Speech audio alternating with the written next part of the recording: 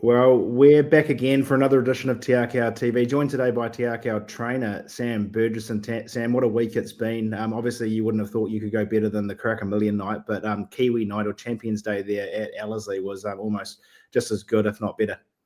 Yeah, pretty surreal, hazy.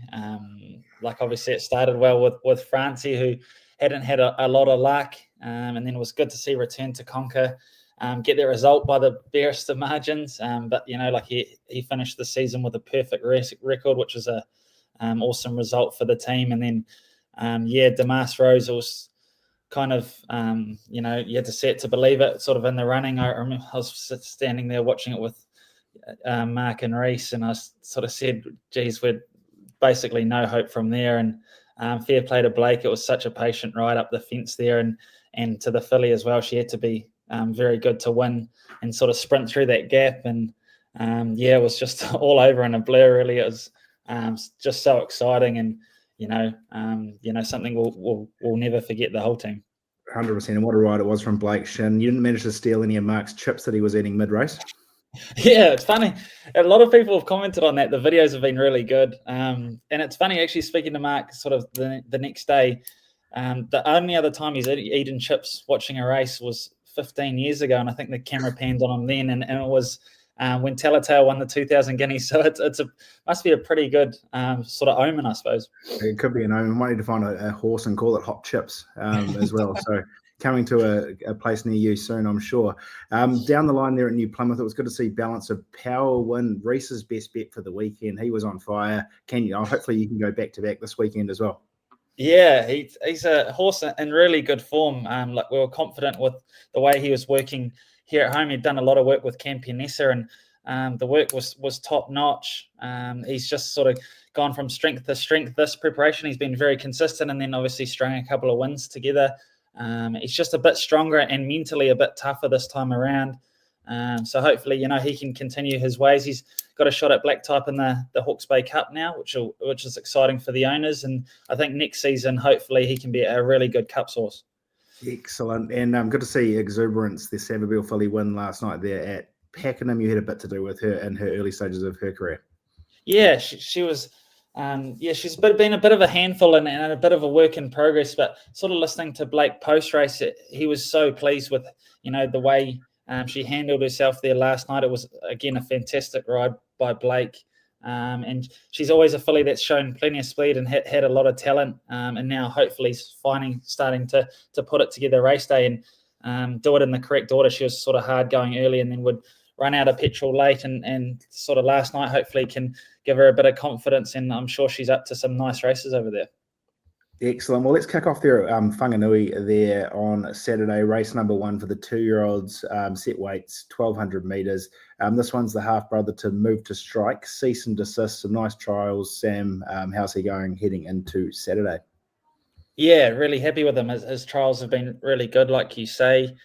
Track work was good here on Tuesday morning for Opie. Obviously, he's up against a couple of race winners there, and horses that have gone out and have that race day experience. So he's got to do it tough. But I think Barrier 1, he's been shown really good gate speed in his trials. Wanganui tends to play on speed, especially early. So we'll look to be really positive for him and confident he can give a really good sight, and hopefully he's got his brother's ability. 100%. Race number 8, 2 in there, Lady of Court and Santarelli, the last start winner. Both last start winners, actually. Yeah, so hopefully they can sort of go to that next step now. Lady of Court had been, knocking on the door, apart from one sort of little blip in her prep, and good positive ride by Grillsy there last time. So hopefully she can take that step back up to 65 grade. And Santarelli, really tough win at Wanganui on the track, which I suppose Wanganui can play very horses for courses. So we've gone back to Wanganui. Just a little bit of a niggly gate. So hopefully she doesn't get the run she got in her maiden race where she was 3 wide, no cover. But hopefully, she can take that next step, and 2 interesting runners to finish off the day. Over to Tauranga there for their meeting, and we kick off in race number 4. Al Tari, he's a big bull, this son of Savabeel. How's he going into his new campaign? Yeah, he's actually had the ultimate gear change now, so looking forward to getting him back into it. Yeah, we've given him a good long break. So fresh up over the 1200. I thought his trials were good. The blinkers go back on. It might be a little bit sharp for him, but hoping for a nice run first up there, and we can certainly build and get him up in trip pretty quickly. And I Am Nuts runs around there as well. Yeah, his win last time was really good. A little bit of a sticky gate, but work's been very good. He's been a bit of a work in progress as well, but he seems to be putting it all together, relaxing a lot better in his track work now. So two, very interesting runners in a sharp enough field. And to take their place again, race number 5, the Trident Pacific Owens Plate, Insatiable. He's been here, there, and everywhere. And Pokeroo Gold draws barrier 6 there with Vinnie Colgan on board. Yeah, Insatiable was really good last time at Wellington. He obviously spent a lot of his racing down south, but pretty keen to give him a crack here up north. And he came home via Wellington. It was a really good run. His sectionals were exceptional, got a long way off them, and rattled home. So he's in very good form. He's travelled well home, and track work was good here on Tuesday. And Pokeroo Gold, good to get him finally back to the races. He had a sort of a long layoff with a few little niggling injuries. Trials have been good. Obviously, a field pretty light on numbers, but there's a few handy ones in there. But 2 nice each way chances. Race number 6, the Bailey's Projects Bay of Plenty 2100, Treaty of Paris, draws barrier 8. Craig Rules on board. Yeah, I thought his run here last time was a lot better at Meta. He drew very wide that day. We had to go back, and he actually got home really well late. It was probably better than it looked. Obviously, he's really suited to the synthetic surfaces, which are coming around pretty fast. But off his last run at Meta, and in a bit smaller field, probably a bit weaker field, we're confident he can run a cheeky race. Race 7 there, the Group 2 Ultimate Mazda Japan Trophy, open set weight penalty, 1600 metres. Come up quite strong this field. What you wish for the last start, Kaimai Stakes winner? Yeah, he's in good form. I thought his win here at Meta was really good. We freshened him back up a bit to go the mile, and hopefully he runs well and can press on to our Pony Gold Cup. But he seems very bright and well here. It is a really tough field, like you say. It's very even on paper, so probably the horse with the right run will win it. But he's in good form, and hopefully we can have a bit of luck from a bit of a sticky gate. And Wild Night, last seen at Flemington, where it didn't really kind of cop the track, comes back to New Zealand. And last time he was seen on this track, he bet home La Creek and Navigator in the same race. Yeah, exactly. Like obviously off that form, he'd be very hard to beat. It's just sort of hard to work out what went wrong there in Melbourne.